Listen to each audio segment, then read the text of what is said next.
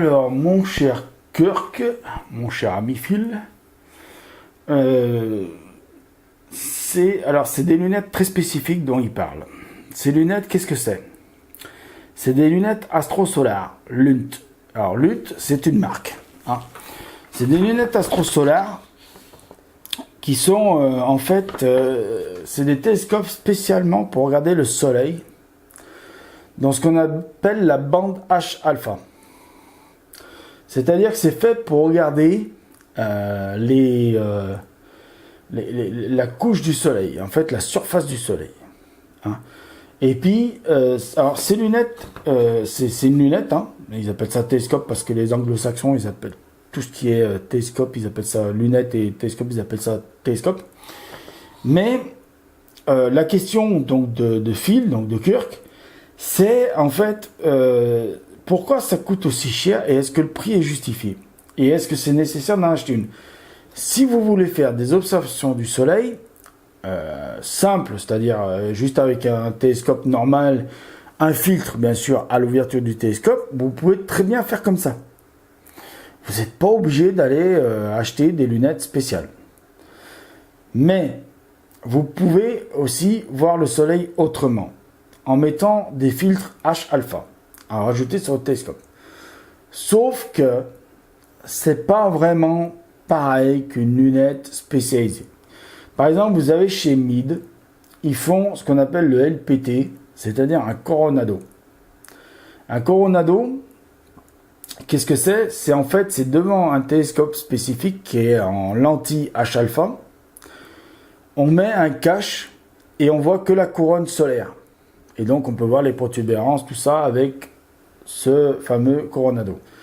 Là, la lunette Lunt, c'est aussi comme un Coronado, c'est-à-dire une lunette composée de lentilles directement traitées H-alpha. Donc, c'est déjà pour ça que ça coûte cher, parce que les petits filtres H-alpha 3175 que vous mettez à votre oculaire pour votre télescope, bien sûr, toujours avec un filtre à l'avant, hein. Toujours un filtre solaire à l'avant, hein, filtre bayadère solaire à l'avant. Hein. Toujours. Hein. Filtre en papier millard ou en verre traité spécifiquement pour le soleil. Hein. Jamais sans. Hein. Même si vous avez mis un filtre H-alpha, jamais sans. Hein. D'accord, là, bien entendu, tout le monde. Ok, merci. Donc, bien sûr, cette lunette, alors, vous avez bien compris, on a commencé la troisième partie de la FAQ, j'ai oublié de le dire. On a commencé la troisième partie de la FAQ. Avec la question donc de... Alors, je continue à répondre à la question. Donc, pourquoi ça coûte si cher que ça? Parce qu'en fait, c'est constitué de lentilles H-alpha. Et puis, sur le côté, je ne sais pas si vous allez le voir, là, je vais essayer de vous le montrer. Sur le côté, là, juste là, hop, là, il y a ce qu'il appelle le petit bouchon. Alors, c'est pas vraiment un petit bouchon. En fait, c'est une cavité. On l'ouvre. Vous l'ouvrez comme si vous ouvrez une bouteille d'eau. Hein, vous enlevez le bouchon. Là, tac. Il y a l'air qui rentre dedans. Alors, je vais vous montrer. Vous enlevez le bouchon de la bouteille. Il y a l'air qui rentre dedans. Et bien là, c'est le même principe. Vous ouvrez le petit bouchon qu'il y a là. Vous ouvrez le petit bouchon qu'il y a là. Là, il y a l'air qui va rentrer dedans. Sauf que là, en rebouchant le bouchon, plus ou moins serré, vous allez faire pression sur une lentille qui se trouve dans le collier rouge là. Je ne sais pas si vous le voyez, le petit collier rouge là. Il y a un petit collier rouge là-dessous. Dans ce collier rouge, il y a une lentille qui est une lentille aussi H-alpha, mais qui est souple. Plus vous allez lui mettre de la pression, plus vous allez changer de fréquence dans l'arrêt H-alpha. Parce que l'arrêt H-alpha, la fréquence H-alpha, il n'y a pas qu'une seule fréquence. Ça va de 620 de 600 micro Hertz à, je crois que je dis une bêtise, mais je me rappelle plus de combien ça va. Ah zut, je l'avais appris par cœur tout à l'heure pour la vidéo, je me rappelle plus. Zut, j'ai fait une connerie. C'est pas grave. Enfin, disons que c'est pour régler les différentes fréquences de l'arrêt H-alpha. Alors, l'arrêt H-alpha, à quoi elle sert? En fait, elle sert à voir la surface du soleil. En fait, c'est comme si vous enleviez l'atmosphère du soleil parce que le soleil il a une atmosphère. Vous enlevez cette atmosphère et hop, vous voyez la surface. Et ben là c'est pareil, ça, les filtres H-alpha, ils enlèvent la surface du soleil. Sauf que sur la surface du soleil, il y a plusieurs choses à voir. Il y a les petites taches. Quand je dis petites, il y en a des fois elles font 3-4 fois la taille de la Terre. Il y en a d'autres, des fois elles font la taille de Jupiter, mais bon, ça c'est des grosses taches. Et on peut les voir. Et on peut les voir en profondeur. Alors que si vous prenez un filtre normal sur votre télescope avec un filtre H-alpha, vous verrez la surface du soleil, mais vous ne verrez pas ces petits détails. On peut voir aussi les petits granules de la surface du soleil, c'est-à-dire les petits bouillonnements du plasma du soleil à la surface. Ça fait des tout petits machins, là, des tout petits dessins. Et on peut voir aussi ce qu'on appelle des rivières. Alors c'est des rivières de plasma qui s'écoulent comme ça fait des espèces de trucs comme ça là. Et donc pour voir ces différents trucs, il faut les voir à différentes fréquences. Donc la petite vis sur le côté, elle sert à ça. Plus vous vissez, plus vous allez voir les détails plus ou moins petits ou grands. Voilà. C'est un peu comme si vous régliez la mise au point de votre télescope. D'accord? C'est un peu comme ça. Ça marche un peu comme ça, sauf que là, il faut une pression d'air. Alors, la question la plus importante là-dedans, est-ce que ça justifie le prix? Alors, celui-là que j'ai sélectionné sur AstroShop, il coûte 1325 € sans aucun autre chose, sans rien d'autre. Il y a juste la lunette, le renvoi coudé. Je sais même pas s'il y a un porte-oculaire. Je sais même pas s'il y a l'oculaire fourni avec. Je vais pas vous dire de conneries, je vais le regarder. Il n'y a pas d'oculaire fourni avec. Donc voilà, vous voyez, ça coûte extrêmement cher. Voilà, donc ça coûte extrêmement cher. Pourquoi? Parce que, alors ça c'est une 50-350. Pour vous dire, hein, 50 d'ouverture, 350 de focale. Pourquoi ça coûte très cher? Parce que chaque lentille qui fabrique pour cette lunette, alors elles sont différentes déjà. Elles sont pas de la même épaisseur, elles sont du même diamètre, mais elles sont pas de la même épaisseur. À part pour celles qui sont pour le renvoi coudé, qui sont beaucoup plus petites. Pour chacune de ces lunettes, ils fabriquent un certain nombre de lentilles pour une seule lunette et ils en jettent beaucoup. Parce que beaucoup ne sont pas assez précises et assez bien fabriquées pour pouvoir mettre dans la lunette. Donc disons, admettons qu'ils fabriquent 1000 lentilles pour les 5 lentilles qu'il y a dans la lunette. Ils vont, sur les 1000 lentilles, ils vont garder que 5 pour fabriquer la lunette. Tout le reste, c'est du déchet. Déjà, c'est pour ça que ça coûte cher. En plus de ça, les matériaux utilisés pour faire la lunette, il y a déjà de l'alliage d'aluminium qui est de très haute performance, qui est utilisé dans l'aviation et dans le spatial. Il y a derrière le petit bouchon, quand ils enlèvent le petit bouchon, il y a de l'aluminium qui est plaqué or. Donc il y a de l'or et tout ça. Et voilà, et puis en plus il y a les lentilles qui sont faites avec des verres spécifiques, c'est fait dans des usines spécifiques, enfin des machines spécifiques pour faire ça, avec des fours spécifiques. Et ils utilisent le meilleur sable du monde pour pouvoir faire le verre, et après pour traiter en couche alpha et tout le bastringue. Enfin, c'est tout le processus qui fait que ça coûte très cher. Et c'est vrai que ça coûte un bras ce truc. C'est énorme. C'est énorme, énorme, énorme. Pourquoi ça coûte aussi cher? C'est pour ça. Et le prix est justifié. Voilà. Le prix sur un appareil comme ça, c'est justifié autant que c'est justifié de payer une Ferrari 300 000 €. Voilà. Ou que de payer un Mac 3 000 €. Voilà. C'est aussi justifié. Parce que tout ce qui fabrique cette lunette, c'est pour ça que ça coûte cher. Voilà. Donc on va passer à la deuxième question de Kirk et on s'arrêtera là pour la troisième partie de la FAQ parce que c'est déjà très...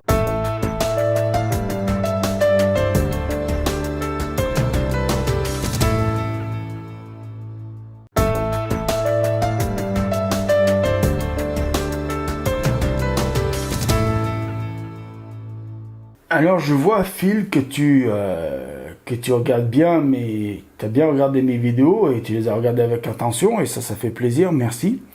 Et vous êtes nombreux d'ailleurs à faire comme Phil. Alors je l'appelle Phil parce qu'il s'appelle Phil, mais sa chaîne c'est Kirk, hein.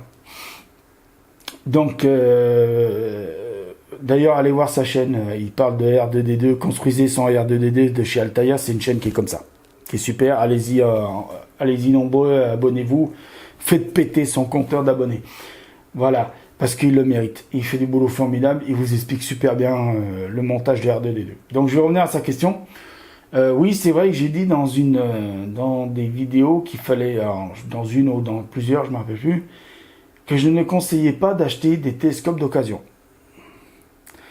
Parce que ça, c'est des appareils,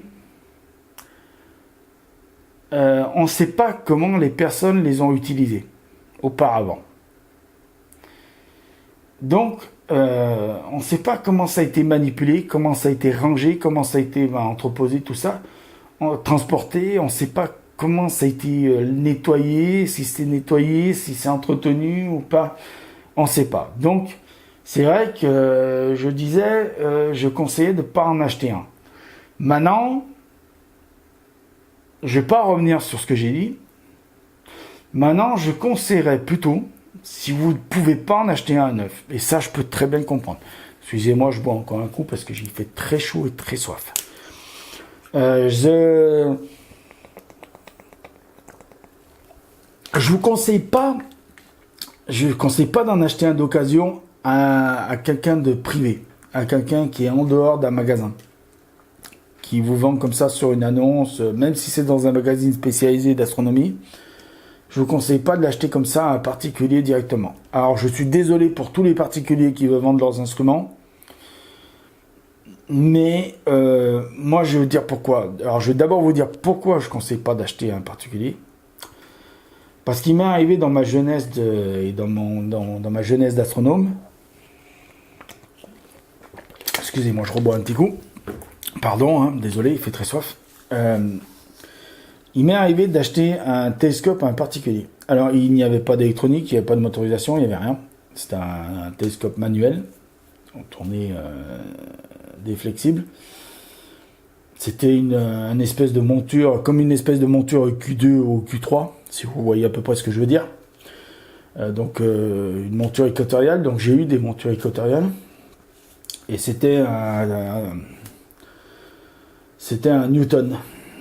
Je crois que c'était si je dis pas de bêtises, je crois que c'était un 150-750. Je crois qu'on me pose d'ailleurs une question sur un 750, un 150-750. Je crois que c'était ça.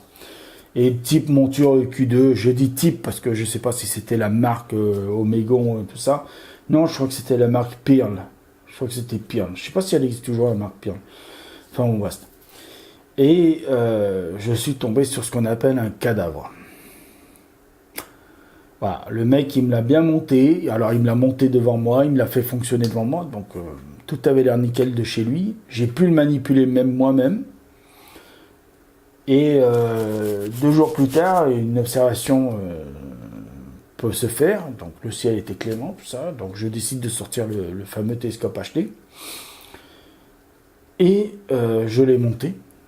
Tout comme c'était indiqué sur la notice, parce qu'il avait toutes les notices, hein, c'était tout bien nickel. Hein. Sauf qu'il n'y avait rien entretenu. Toute la partie mécanique, il n'y avait rien qui avait été suivi, qui avait été regraissé, rien. Donc, le jour où il m'a présenté le télescope, il avait du tout passé au W40. Hein.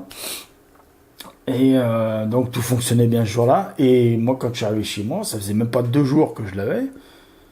Et ben, c'était un cadavre. Le machin est tombé en pièces. Il est tombé en pièces devant moi. En plus, le tube optique, le Newton, est tombé de très haut. Et donc, le tube est tombé sur un sol, pas béton, pas goudron, mais un sol assez dur. Et le miroir s'est brisé à l'intérieur. Donc, l'instrument, mort, fini, terminé. Donc, c'est pour ça que j'ai eu une mauvaise expérience moi-même sur l'achat d'un télescope à un particulier. Donc je ne reviendrai pas là-dessus. Pour moi, la mauvaise expérience me fait que je préfère rester prudent avec vous, mes chers abonnés. je ne vous conseille pas d'acheter chez un particulier. Par contre, maintenant, je peux vous conseiller un truc. Si vous avez un magasin près de chez vous, ou sur Internet, qui vendent des produits d'occasion, là, vous pouvez aller les acheter. Mais, je vais vous donner quelques trucs. Et là, je suis sérieux. Parce que c'est de l'argent. Donc, on ne joue pas avec l'argent. Vous demandez à essayer le télescope. Ça, c'est la première des choses. Vous demandez à essayer le télescope. Vous demandez si le magasin a vendu lui-même le télescope au premier propriétaire. Et vous demandez bien, même si ça vexe le vendeur, vous vous en foutez, vous lui demandez bien si le télescope a été entretenu dans leur magasin. Si c'est leur service après-vente qui a entretenu le télescope. C'est très important. Parce que c'est de l'argent. Même d'occasion, vous pouvez avoir des télescopes qui peuvent valoir des sous. Et moi, je ne joue pas avec l'argent. Et je ne joue pas avec le mien. Et donc, je ne vais pas jouer avec le vôtre. Donc, je vous conseille de ne pas acheter un télescope d'occasion. Moi, un jour, si je vends un de mes télescopes, j'en ai que 2 pour le moment, mais si j'en vends un sur les 2, j'irai le proposer à un magasin d'astronomie. Soit ils le mettront en dépôt-vente, et donc à ce moment-là, je viendrai discuter avec la personne pour vendre le télescope, et je lui montrerai l'entretien que j'ai fait sur le télescope et tout ça, le suivi, comment je l'entreposais et tout team. Mais je ne vendrai jamais un télescope moi-même comme ça de particulier à particulier, parce que je vous conseille justement de ne pas acheter un télescope à un particulier. Donc voilà, j'espère que j'ai répondu à la question. Donc faites attention, faites énormément attention. Alors, qu'est-ce qu'il faut aussi regarder? Donc l'essayer, regardez la partie mécanique, si c'est un télescope manuel. S'il est motorisé, regardez la motorisation, faites des essais, faites-le tourner longtemps dans le magasin, prenez votre temps. Vous en foutez, vous êtes client, vous êtes roi. C'est vous les patrons. Donc vous le testez aussi longtemps que vous voulez dans le magasin. Vous le faites bouger, vous le tournez, vous le machinez, vous le faites dans tous les sens que vous voulez. Vous le manipulez. Manipulez. Et demandez-le à ce qu'on vous le mette à l'extérieur du magasin. Que vous puissiez regarder dans un oculaire. Alors vous prenez un oculaire de 32, un oculaire de 40. Vous regardez le plus loin possible qu'il est possible de pouvoir regarder devant le magasin. Vous faites les réglages qu'il y a à faire vous-même. Et voilà. Et voilà, c'est ça qu'il faut vérifier. Les miroirs, les oculaires qui sont fournis avec, s'ils ne sont pas crades, rayés, brisés, machin, tout ça. S'il n'y a pas de jeu dans la mécanique, si c'est un manuel, tournez les flexibles. Vous savez, il y a des flexibles. Soit il y en a qu'un parce que c'est un azimutal, soit il y en a 2 parce que c'est un équatorial. Et donc manipuler. Alors il faut qu'il y ait un peu de jeu. S'il y a un tout petit peu de jeu, ça va.